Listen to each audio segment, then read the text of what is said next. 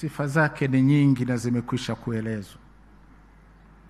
Mimi naomba tu niseme kwamba ndani ya serikali na ndani ya bunge, Mheshimiwa Lukuvi alikuwa ni hazina kubwa.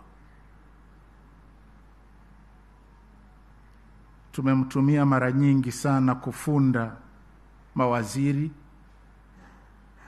kuwakumbusha wajibu wao ndani ya serikali. Lakini pia ndani ya bunge alikuwa ni mahiri kabisa. Lakini alikuwa na lugha yake ambayo ilikuwa inarahisisha kazi.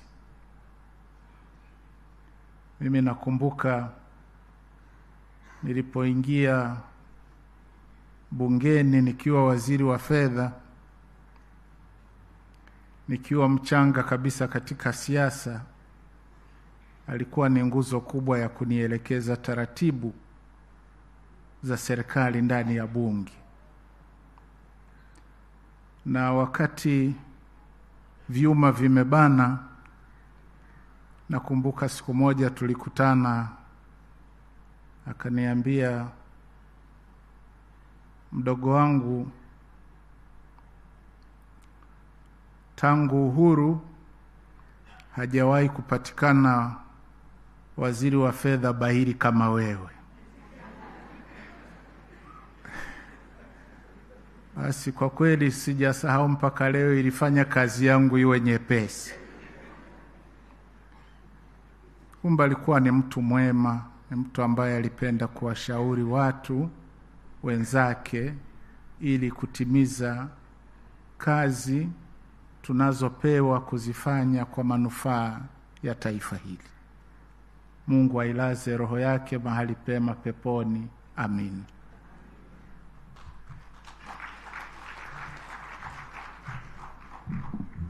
Asante sana Mheshimiwa Makamu wa Rais mstaafu. Mheshimiwa Waziri Mkuu, ninaomba uniruhusu sasa nimwalike Jaji George Mcheche Masaju, Jaji wa Mahakama ya Tanzania, atoe salamu.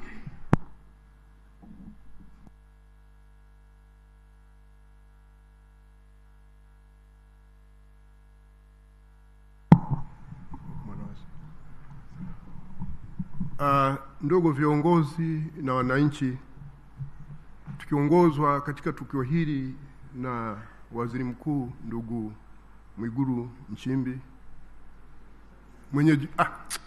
Mwigulu Nchemba